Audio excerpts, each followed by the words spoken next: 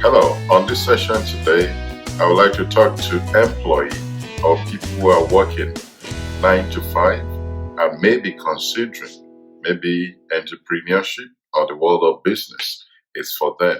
But before you take the plunge, I want you to look at these 7 things or consider. Number one, I said, learn to self-motivate. You see, the world of business is a different ballgame altogether. You must learn to self-motivate. You must have it in you to motivate and encourage yourself when things are tough and when things are challenging, because you will be the one man or one woman band that needs to motivate yourselves a lot of times. In fact, there will be not too many people clapping or supporting you. Very many times, on the opposite, people are looking for your fault, looking at what you are doing that is wrong, rather than people applauding you. People will even question whether you are making the right decisions or whether you are making the right one. Even discussing the idea of entrepreneurship with members of your family or even your friends or even your co-workers, they're already thinking maybe you are not. Why will you want to leave your job or quit your job to a world that you are not familiar with, or to take the plunge or the gamble? So very many times you may need to go it alone for a very long time.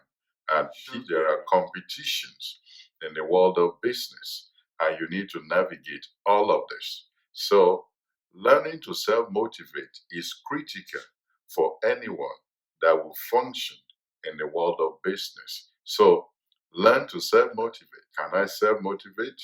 Can I encourage myself? Can I get out of bed when there's nothing that appears to be working? So don't wait for somebody to fire you up for you to be able to work in business. If you can't do these things, I'm not sure business will be for you. So number two, work for an entrepreneur.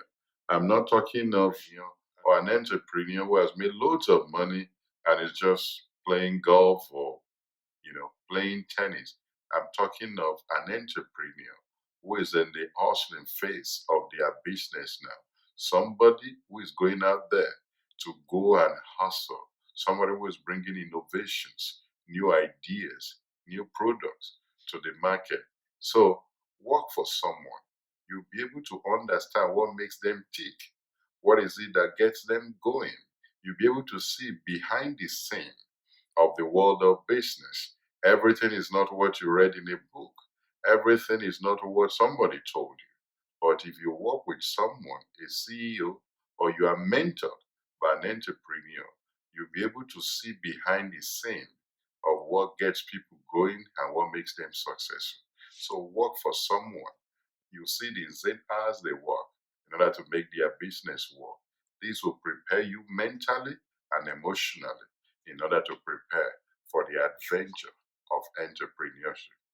Number three, I said save and save your money. You see, you will not launch a business today and that business able to pay all of your bills within able 1 month or 2 months that you are starting a business. It takes time for business to start yielding. But remember, the day you quit your work, your bills are still there. Your obligations are still staring you in the face. So you need to start saving now. If you have a plan, maybe a 12-month plan or a 24-month plan or a 6-month plan, depending on where you find yourself on the scale of things. So save your money for the rainy days so that when business realities, which is always true, challenges your vision or what you are trying to establish, you have something you can dip into and be able to meet your obligation when there's need for you to respond to different regulations or legal issues or unexpected happenings in the world of business. You have something to dip into to weather this storm. You see, when people are pressed for cash, I've seen occasions that people have had to sign business deals that are not favorable to them. But because they are pressed for cash, they went ahead and signed it. So if you have some money saved up, it will save you a lot of pain of signing up for things that would not have been necessary. So save and save the money that comes to you now. Don't squander it on liabilities. Save it for the rainy day.